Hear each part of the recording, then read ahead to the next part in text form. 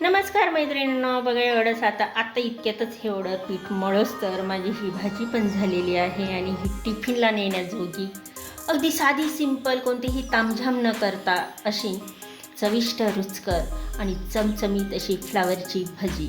चला मग मी तुम्हाला बनवून दाखवते. चला मैत्रिणींनो, काल मी पाण्यामध्ये निरमा मिसळली होती, पण फरची धुताना नेहमी काय करायचं, ह्या 2 वस्तू टाकायच्या. तर 2 वस्तू कोणत्या? सकाळचे 7 वाजले. कालच्यापेक्षा आज मी जरा लवकर काम करू राहिलेली आहे. काल तर मी स्वयंपाकही केला नव्हता, फरच्या धुवायच्या होत्या तर. पण आता स्वयंपाक करून घ्यावा म्हटलं. तर इकडं पाणी तापत आहे. यांना मी टाकते, याच्यामध्ये मीठ टाकते आणि इकडं फ्लावर मी निवडून ठेवलेली. चला, पाण्याला सुद्धा आता आहे ना उकळी येत चाललेली आहे. पाण्याला उकळी आलेलीच आहे. तर आता ही फ्लावर जी आहे यामध्ये टाकून देते.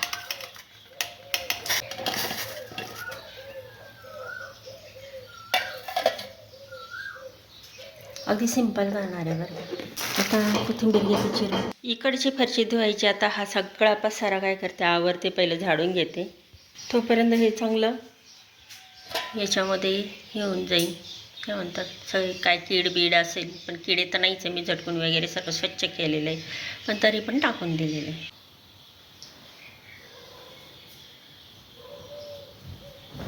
आता हे गोदाड्याने ते उन्हाळ्यामध्ये येते धुवायला. आता काही नाही, कारण मी सध्या वापरतच आहे. मी ठेवून द्यायचे असल्यावर मी धुत असते. आता हे इथंच ठेवून देते.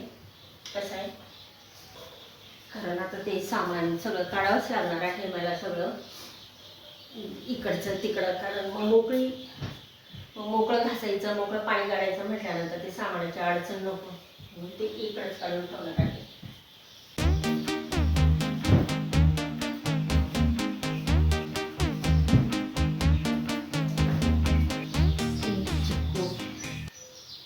थोडीशी काढले पण अजून पिकलेच नाही. याच्यामध्ये ठेवून दिले, एक पण पिकलेला नाही.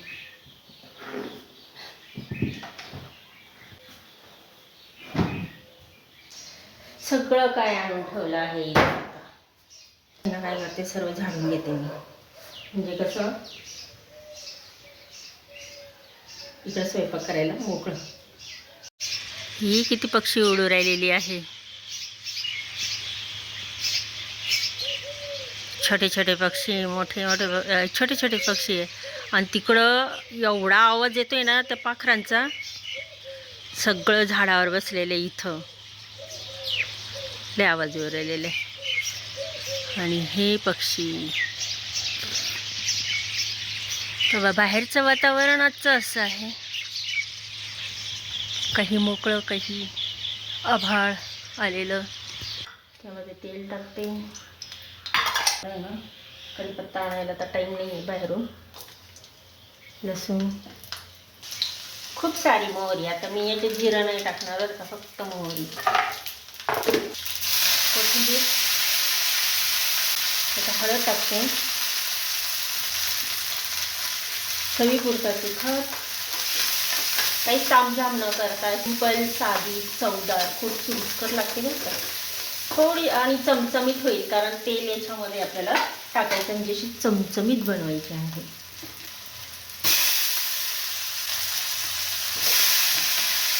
पाण्याचा एकही थेंब न टाकता आपल्याला करायचं आहे.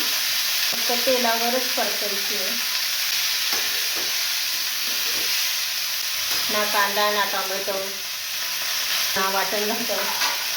इतकी साधी, सिंपल आणि पण इतकी चमचमीत आणि रुचकर लागते ना, काही सांगा.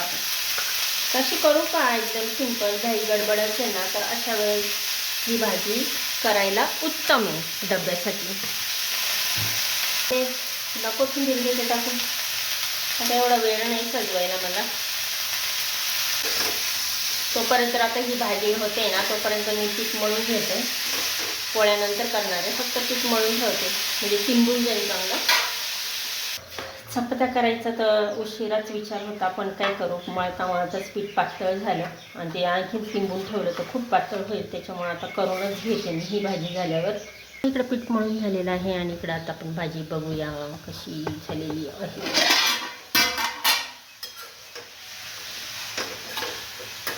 झाकण ठेवल्यावरती कसं आपोआप शिजून जाते वाफून. पुन्हा ठेवूया, बारीक गॅस केलेलाच आहे. तर भाजी झालेली आहे बरं का.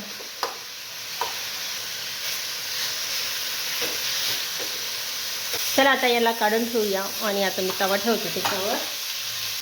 काढून घेऊया बाउलमध्ये. कसं तेल पण सुटलेलं आहे बघा. चमचमीत अशी चविष्ट, चवदार, रुचकर, साधी, सिंपल, कोणतीही तामझाम न करता टिफिनला नेता येण्याजोगी अशी ही फ्लॉवरची भाजी 5 मिनिटात होणारी आहे माझी ही हे पीठ मळूस तर ही भाजी झाली. आता इथं बादल्या आणून ठेवलेल्या आहे. एवढं पाणी भरायचं आहे. सगळं सामान असं इकडं लावून दिलेलं आहे. सगळं कानाकोपरा झाडून घेतलेला आहे मी. आणि यापूर्वी सर्व मी आवरलेलंच होतं. लाईट आली म्हणजे आता पाणी आलेलंच असेल मोटरीला. आणि काही बाहेर ठेवलेलं आहे. आता पाणी आणते आणि पहिलं हे भिजत घालते आणि त्यानंतर आता स्वयंपाकाला त्याचे भांडे आता घासून घेते. म्हणजे तोपर्यंत काय होईल, हे छानपैकी भिजन आणि मला पटकन, सहज, कमी श्रमात आणि चकचकीत अशी ही काय होईल, छान फरची निघेल. त्यानंतर आता काय राहणार आहे, कपडे राहणार, हे बेडशीट वगैरे, स्वेटर वगैरे सर्व. मी पाण्यामध्ये निरमा मिसळली होती, पण फरची धुताना नेहमी काय करायचं, ह्या 2 वस्तू टाकायच्या. तर 2 वस्तू कोणत्या तर तुम्हाला मी सांगते. त्यामुळे काय होतं, घरातली निगेटिव्हिटीसुद्धा दूर होते. तर एक आहे लिंबू अख्खा पावडर. 1 पिळावा किंवा 2 पिळावा, आपल्याला म्हणजे कशी फरचीमध्ये आपल्याला हवं, तर मी 2 पिळणार आहे. लिंबाचा काय फायदा आहे, नैसर्गिक जंतुनाशक असतं आणि त्यामुळे फरचीवर टाकल्यावर काय होतं, जंतू तर दूर होताच, त्याचबरोबर चिकटपणा, तेलकटपणा हे दूर होतात आणि नैसर्गिक सुगंध येतो आणि फरशी आणखीन उजळ दिसते. ही झाली एक वस्तू. आणि दुसरी म्हणजे माझ्याकडं आता खडे मीठ नाही आहे, तर मी साधंच मीठ टाकते. मिठाचा हा फायदा, जंतू बॅक्टेरिया कमी होतात, उग्रवास आहे तो पण नष्ट होतो, फरशीवरचा तेलकटपणा जो आहे तो शोषून घेतो, मुंग्या किडेसुद्धा कमी होतात. याचा वापर केला तर चालेल. आता मी टाकलेलं आहे. इकडं मी काय केलं, फरशीवर पाणी टाकून दिलेलं आहे. हे लिंबूचं आणि मिठाचं मिश्रित आणि फरशी घासायला सुरुवात करते. आता खूप दिवसाआधी घासायचं चालू म्हणून निरमा पण टाकून देते, म्हणजे चिकट जे झालेली आहे ना ते पण जाईल आणि लिंबाने सुद्धा काय होतं, चिकट जातं. पण मी तरी आता हे जे कपड्यांची पावडर आहे ती टाकून देते. आता सर्व टाकून झालेलं आहे आणि बाहेरचं सुद्धा मला निम्मा ओटा तर घासायचाच आहे आणि धुताना मी हा संपूर्ण धुणार आहे. त्याचबरोबर खुर्च्या वगैरे ते सर्व मला पण धुवायचे आहे. पण हे घासायच्या वेळेस काल मी हा निम्मा घासला होता, तर मग इकडं श्रम पडणार आहे, पण धुताना सर्वच धुवून घेईन. चला पटापटा करून घेते, कारण लय पाणी होईल मग ते तिकडं ठेवलेलं आहे ना मी. तर आता सुरुवात कोपऱ्यापासून. आदल्या दिवशी किचनची खोली सर्व घासून पुसून स्वच्छ केली. त्यानंतर दुसऱ्या दिवशी मी ह्या खोलीमध्ये आले, म्हणजे बैठक खोलीमध्ये. आणि ही जी कोपऱ्यातली जागा ही होती मांजरीची आणि तिच्या पिल्लांची. जेव्हा तिने जन्म दिला होता तर ती एक आठवण मला सिंबाची आली. आणि आता एक करून खूप जोर लावून मी हे सर्व फरच्या घासत आहे. आणि हा भाग आहे देव्हाऱ्याचा. हा तर अगदी स्वच्छ, म्हणजे भिंतीसहित स्वच्छ केलेला आहे. आणि आता ही खोली झाली ना तर माझं सर्व काम झालेलं आहे, म्हणजे श्रमाचं काम संपल. बाकीचं काय, फक्त मग कपडे धुवायचे, ते बेडशीट वगैरे ते पण मी लगेच धुवून घेणार आहे. फरशी स्वच्छ करता करता दिवाणला लागलेली धूळसुद्धा मी स्वच्छ करून घेते. सर्व फरशी घासून झालेली. आता घेते पाणी टाकून सगळीकडलं. आता दिवसभराची लाईट आहे मोटरीची, त्याच्यामुळे पाणी असलं ना मग हे फरच्या धुवायला खूप मजा येते, कारण खळखळून फरच्या काढता येतात. आणि नळी तर घरामध्ये म्हणजे पाणीच येत नाही. आता हे पाणी कधी निघायचं एवढ्या एवढ्या नळकंडीतून. आता 10-15 बादल्या टाकल्यानंतर एवढं पाणी साचलेलं आहे, ते नळीतून तू काही जाईना म्हणून आता पायाने काढते. तर ती एक मज्जा आहेच आहे, पाणी काढायची, पायाने खेळायचं. म्हणजे जास्त भरपूर पाणी टाकलं ना तर मग फरची अशी मस्त निघते ना, एक सुद्धा माती राहत नाही. मग चला आता झालं,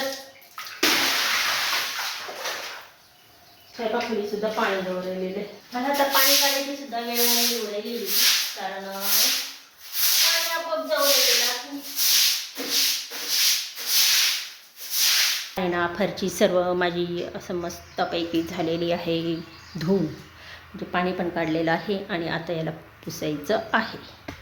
अजून बाहेरचं पण राहिलेलं आहे, तर आता बाहेरचं पण घासून घेते. आता पुन्हा बादल्या भरून ठेवते, कारण ओटा धुवायचं आहे मला.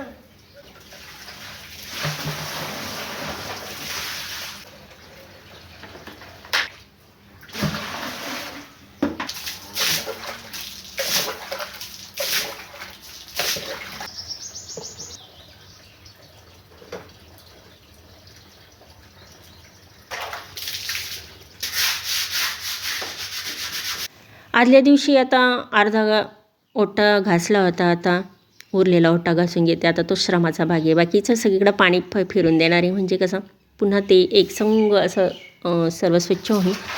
मग आता दारं पण खिडक्या पण सर्व आता स्वच्छ करणं आलेलं आहे.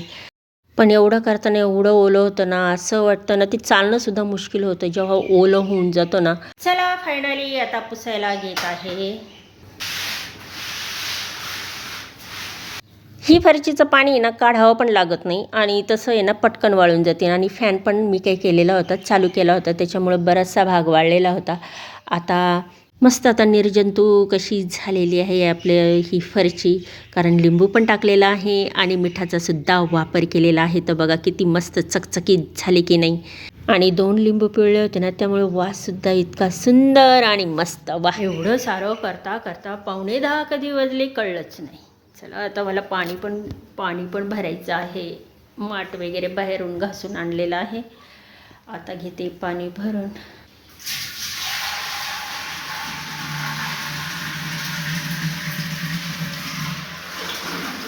चला आता पाणी बिणी सगळं भरून झालेलं आहे. आणि अशा रीतीने माझं आजचं दिवसाचं काम हे असं होतं, तर वर्किंग काम. आता बादल्या बिदल्या भरून ठेवते. आणि काय आता ते खुर्च्या बिर्च्या सगळ्या घासून काढलेल्या आहे, धुवून काढलेल्या आहे, सगळी माती वगैरे सर्व.